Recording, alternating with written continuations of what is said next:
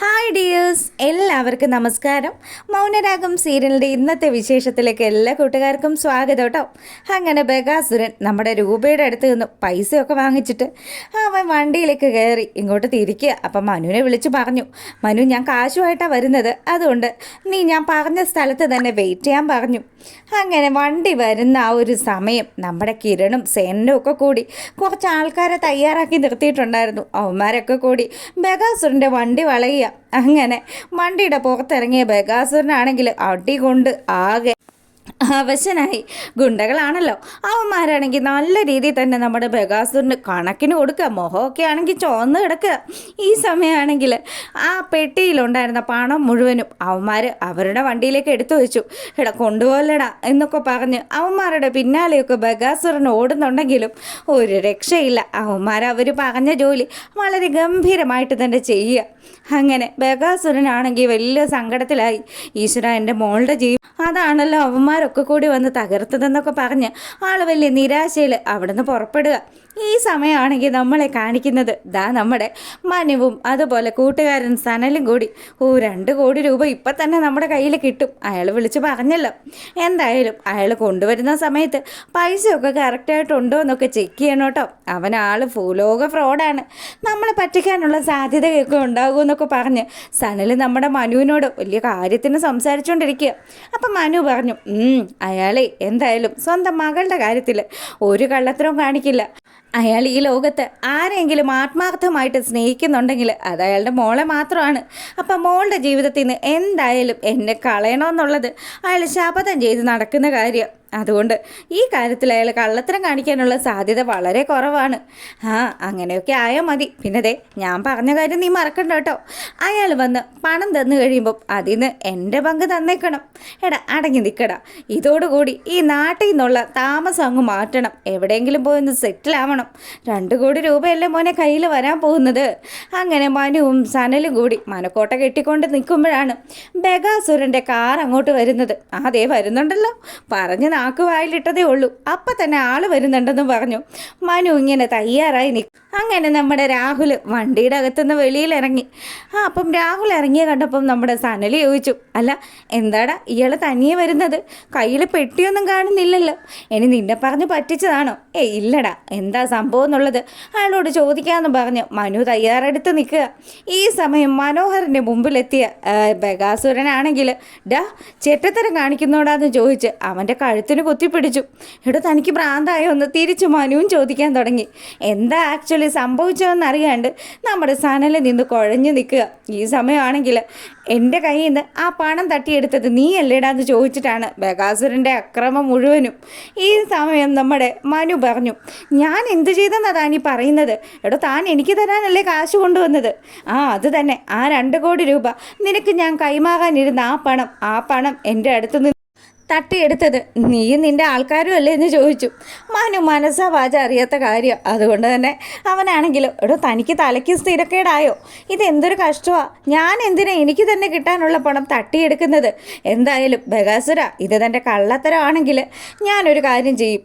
എനിക്ക് 5 കോടി രൂപ തന്നെങ്കിൽ മാത്രമേ തൻ്റെ മോളുടെ ജീവിതത്തിൽ നിന്ന് ഞാൻ പോവുകയുള്ളൂ. അല്ലെങ്കിലുണ്ടല്ലോ താൻ ഇങ്ങനെ എൻ്റെ പിന്നാലെ നടക്കും. അങ്ങനെ അവരവിടെ വെച്ച് പിരിയുക. പിന്നീട് നമ്മുടെ കിരൺ ആ ഗുണ്ടകളുടെ കയ്യിൽ നിന്നും പണം തിരികെ കിരണിൻ്റെ കാറിലേക്ക് വയ്ക്കുക. അപ്പം നിങ്ങളുടെ ഡീലിങ്സും കാര്യങ്ങളും ഒക്കെ കഴിഞ്ഞ സ്ഥിതിക്ക് ഇനിയും നിങ്ങളെ കൊണ്ട് ഇതുപോലെയുള്ള ആവശ്യങ്ങളൊക്കെ ഉണ്ടാവും, ഞാൻ വിളിച്ചോളാം എന്നൊക്കെ പറഞ്ഞ് അച്ഛനയച്ച ഗുണ്ടകളെ മടക്കി അയക്കുകയാണ് നമ്മുടെ കിരൺ. അതിനുശേഷം നേരെ കിരൺ പോകുന്നത് നമ്മുടെ രൂപ വെയിറ്റ് ചെയ്യുന്ന സ്ഥലത്തേക്കാണ്. അങ്ങനെ അമ്മയെ കണ്ടതും ചെറിയൊരു പുഞ്ചിരിയോടുകൂടി കിരൺ വണ്ടിയിൽ നിന്ന് ഇറങ്ങി. അതിനുശേഷം മോനെ എന്തായെന്ന് ചോദിച്ച് രൂപ നമ്മുടെ കിരണിൻ്റെ അടുത്തേക്ക് ഓടി വന്നു. അമ്മേ, കാര്യങ്ങൾ നമ്മൾ പ്ലാൻ ചെയ്തതുപോലെ തന്നെ അമ്മയുടെ പണം നഷ്ടപ്പെട്ടിട്ടില്ല. എൻ്റെ വണ്ടിയിലുണ്ടെന്ന് പറഞ്ഞ് കിരൺ ആ പണം എടുക്കാൻ തുടങ്ങുമ്പോൾ, മോനെ അത് വണ്ടിയിൽ നിന്ന് എടുക്കണ്ടടാ, അത് നീ തന്നെ സ്വന്തമായിട്ട് നിൻ്റെ കയ്യിൽ വെച്ചോ. എന്തിനാ അമ്മ എനിക്കിനി പണം? അമ്മ ഒരു കാര്യം ചെയ്യും, ഈ പണം അമ്മ സോണിക്ക് നൽകിക്കോ, എനിക്ക് ഒരു പ്രശ്നവും ഇല്ല. ഇനി എൻ്റെ അമ്മയ്ക്കുള്ള എല്ലാ സ്വത്തും സോണിക്ക് നൽകിയാലും എനിക്ക് ഒരു പ്രശ്നവും ഇല്ല. എനിക്കും എൻ്റെ കല്യാണിക്കും ജീവിക്കാനുള്ളതൊക്കെ ഞങ്ങൾ തന്നെ ഉണ്ടാക്കിയിട്ടുണ്ട്. എന്തായാലും അച്ഛനും അമ്മയും ആ കരുതി വെച്ചിരിക്കുന്ന സ്വത്തുക്കൾ സോണിക്ക് നൽകിക്കോ എന്ന് പറഞ്ഞു. ഇത് കേട്ടതും രൂപ പറഞ്ഞു, മോന് അതുപോലെ കല്യാണിയും കൂടി സ്വത്തുക്കളെല്ലാം നന്നായിട്ട് നോക്കുമെന്നും പറഞ്ഞ് സോണി മോളും ഇത് തന്നെയാണ് പറയുന്നത്, മോനെയെല്ലാം ഏൽപ്പിക്കാനായിട്ട്. അങ്ങനെ ഇവർ ഈ കാര്യങ്ങളൊക്കെ സംസാരിച്ചുകൊണ്ട് നിൽക്കുക. അങ്ങനെ രൂപയോട് യാത്രയും പറഞ്ഞുകൊണ്ട് കിരൺ നേരെ പോകുന്നത് വീട്ടിലേക്ക് കല്യാണിയുടെ അടുത്ത് ചെന്നു. കല്യാണിയോട് നടന്ന കാര്യങ്ങൾ മുഴുവൻ പറയുമ്പോൾ കല്യാണി പറഞ്ഞു, അല്ല കിരണേട്ടാ, ഇപ്പം ഈ കാര്യങ്ങൾ ഇങ്ങനെയൊക്കെ നടന്നത് നമ്മളെങ്ങാനുമാണ് അതിന് പിന്നിലെന്നെങ്ങാനും അങ്കിള് കണ്ടുപിടിച്ചാലോ? അയാൾ ഭയങ്കര വില്ലാതനാണല്ലോ. അയാൾ ഇതെങ്ങാനും കണ്ടുപിടിച്ചു കഴിഞ്ഞാൽ പിന്നെ അത് വലിയ പ്രശ്നമാവില്ലേ? അതേടി, അതൊക്കെ ഉണ്ടാവും. എന്തായാലും ഇപ്പം തൽക്കാലം അമ്മായിയപ്പനും മരുമോനും കൂടി ഒത്ത് അവരൊരുമിച്ചുള്ള ഒരു ലൈഫിലേക്ക് പോകുമെന്നൊന്നും തോന്നുന്നില്ല. അങ്കിളിന് എങ്ങനെയെങ്കിലും മനോഹരനെ സരയുടെ തലയിൽ നിന്ന് ഒഴിച്ചിട്ട് പകരം അവിടെ എന്നെ പ്രതിഷ്ഠിക്കാനാ പ്ലാൻ. അങ്ങനെ ഈ കാര്യങ്ങളൊക്കെ ഇവർ സംസാരിച്ചുകൊണ്ട് നിൽക്കുക. അപ്പം കിരൺ പറഞ്ഞു, നീ എന്തായാലും ഇതൊന്നും ആലോചിച്ച് ടെൻഷൻ അടിക്കണ്ട. അങ്ങനെ കിരൺ ഇതൊക്കെ സംസാരിച്ചു കഴിഞ്ഞ് അവൻ റൂമിലേക്ക് പോകാൻ തുടങ്ങുക. ഈ സമയം ഉമ്മകത്ത് നിൽക്കുന്ന നമ്മുടെ കല്യാണിയെ നോക്കിക്കൊണ്ട് പല്ലിറുമ്പി നിൽക്കുക നമ്മുടെ സരയുന് ശരിക്കും എന്തൊക്കെയോ പ്രശ്നങ്ങളുണ്ടെന്ന് സരയുടെ ഈ ഒരു നിപ്പും ഭാവവും ഒക്കെ കാണുമ്പോൾ ശരിക്കും നമുക്ക് മനസ്സിലാവും കേട്ടോ. അവൾ നല്ല ദേഷ്യത്തിൽ നിന്നെ കൊല്ലുടി എന്നുള്ള രീതിയിൽ ആക്ഷൻ കാണിക്കുമ്പോൾ കല്യാണിയാണെങ്കിലോ ശരിക്കും ഇവൾക്ക് ഭ്രാന്തായോ? എടി പോടി കയറി പോടി എന്നൊക്കെ പറഞ്ഞ് നമ്മുടെ കല്യാണിയും സരയിനോട് ദേഷ്യപ്പെടുക. സരയുവാണെങ്കിൽ അവൾ നിൽക്കുകയാണ്, ഇവളെ എൻ്റെ കയ്യെ കിട്ടിയാലുണ്ടല്ലോ ഇപ്പോൾ പപ്പടം പൊടിക്കുന്ന പോലെ പൊടിക്കുമെന്നുള്ള രീതിയിൽ ഒരു ഇങ്ങനെ സൂക്ഷിച്ചുകൊണ്ട് അവൾ നോക്കിക്കൊണ്ട് ഇങ്ങനെ നിൽക്കുക. അങ്ങനെ ഇവിടെ ഈ കാര്യങ്ങളൊക്കെ നടക്കുന്നു. പിന്നീടാണെങ്കിലോ നമ്മളെ കാണിക്കുന്നത് റെസ്റ്റോറൻറ്റിൽ ഇരുന്ന് സംസാരിക്കുന്ന നമ്മുടെ ലക്ഷ്മിയമ്മയും കാർത്തികയുമാണ്. അപ്പം പിറ്റേ ദിവസമാണ് കല്യാണം ഫിക്സ് ചെയ്തിരിക്കുന്നത്.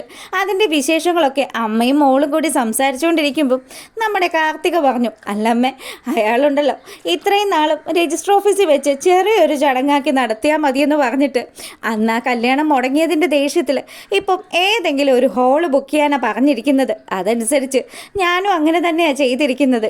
എന്തായാലും പ്രകാശൻ എന്ന് പറയുന്നവൻ 10 പേരുടെ മുന്നിൽ നാണം കെടുന്ന സമയം അവിടെ അങ്ങനെയുള്ളൊരു ആംബിയർ സൃഷ്ടിക്കണം. അത് തന്നെയാണ് മോളെ വേണ്ടതെന്ന് ലക്ഷ്മി അമ്മയും പറയുക. അങ്ങനെ ഇവർ ഈ കാര്യങ്ങളൊക്കെ സംസാരിക്കുമ്പോൾ ലക്ഷ്മി അമ്മ പറഞ്ഞു, മോളെ നീ ഒരു കാര്യം ചെയ്യണം. നമ്മുടെ ജീവിതത്തിൽ നമ്മൾ പേടിക്കുന്ന ചില കാര്യങ്ങളുണ്ടല്ലോ, ഈ കാര്യങ്ങൾ മുഴുവനും അവരെ അറിയിക്കണം. എന്തായാലും കല്യാണിയും കിരണും നമ്മുടെ ഒപ്പം കട്ടയ്ക്ക് നിൽക്കും. പിന്നെ പ്രകാശൻ എന്ന് പറയുന്നവനുണ്ടല്ലോ, അവനിനി അനുഭവിക്കാൻ കിടക്കുന്നതേ ഉള്ളൂ. ഇവർ ഈ കാര്യങ്ങളൊക്കെ സംസാരിച്ച് ഇവിടെ ഇരിക്കുമ്പം നമ്മുടെ ബാലണ്ണനും വിക്രവും കൂടി ആ റെസ്റ്റോറൻറ്റിന് വെളിയിലെത്തുകയാണ്. എന്തായാലും വിക്രം അതിനകത്ത് നിന്നും ബാലണ്ണനോട് കുറച്ച് വിരട്ടൊക്കെ നടത്തിയിട്ട് സാറേ എന്നൊക്കെ വിളിക്കണമെന്നൊക്കെ പറഞ്ഞ് അങ്ങനെ അവൻ നേരെ റെസ്റ്റോറൻറ്റിനകത്തേക്ക് കയറി വരിക. അപ്പോൾ ഈ സമയമാണെങ്കിൽ കാർത്തികയും ലക്ഷ്മി അമ്മയും കൂടി നമ്മുടെ വിക്രത്തെ കാണുന്നു. അതൊക്കെയാണ് കേട്ടോ ഇന്നത്തെ വിശേഷത്തിലുള്ളത്. എന്തായാലും വൈകുന്നേരം നമ്മൾ പ്രമോ വിശേഷം ഇടുന്നതായിരിക്കും. അപ്പം ഇതൊക്കെയാണ് ഇന്ന് നമ്മുടെ സംഭവ വികാസങ്ങൾ. ഇഷ്ടമായിട്ടുണ്ടെങ്കിൽ ലൈക്ക് ചെയ്യണേ. അപ്പോൾ എല്ലാവർക്കും നല്ലൊരു ദിവസം ആശംസിക്കുന്നു.